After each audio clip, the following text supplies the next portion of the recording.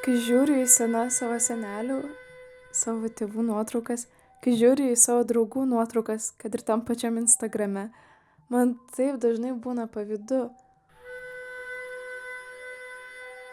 Atrodo, kad prieš akį yra tie be galo iš kažkokios nerealios jaunystės atklydę žmonės, su kuriais aš absoliučiai nieko bendro neturiu. Ir jie atrodo tokie pasakiškai laimingi. Tos šypsenos, tas juokas, nors ir neužfiksuotas, net neįrašytas garsu. Aš žiūriu ir tikiu, kad tai yra taip tikra.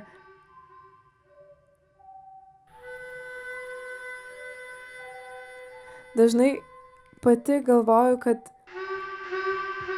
net ir būdama savimi, aš nesu pakankamai aš. Atrodo, kad tiksliau turėjau tą tokį amžiną, niekada nesustojantį variklį, kuris veža ir, ir tai daro laimingą mane. Atrodo, kad visko yra tiek gyvenime, tiek daug patirti, tiek išgyventi, bet tas variklis tiesiog spragtelės, nieko absoliučiai nėra.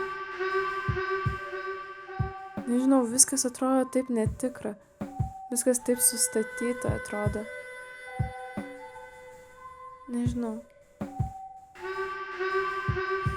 Net kai žiūriu čia į savo močiutę su skarele, man atrodo, kad aš taip pagalvoju, kad jai taip sekėsi būti vietoje ir laiku. Turiu omeny, kad pati dabar jaučiuos, net ir būdama tokia žiauriai jauna. Šiaip ne taip beveik vos ne 18, bet jaučiuos tokia sena. Tokia pavargusi ir kas iš tikrųjų nepridera jaunam žmogui. Net ir tą dieną, kai man sukako 17, atrodo, kad kažkokia beproto našta užgriuvo.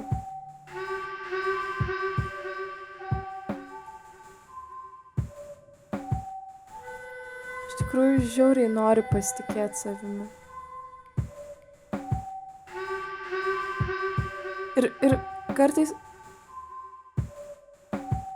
atrodo, kad taip apgaudinėju save. Taip apgaudinėju save ir kitus. Po tiek daug kažkokių filtrų, slepiu elementariausius dalykus, kurių neturėčiau slėpti. Man norisi būti atlapaširdė. Žiauriai norisi turėti ką papasakot kiekvienam žmogui, bent po dalelę savęs. Kažko pasidalinti, nesislėpti galų gale tam pačiam brome, kai ir rūkau, kai smilksta cigaretė.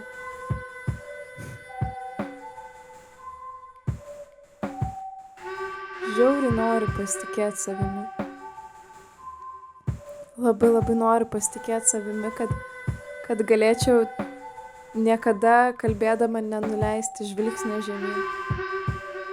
Kad tikėčiau savimi ir manimi kažkas tikėtų.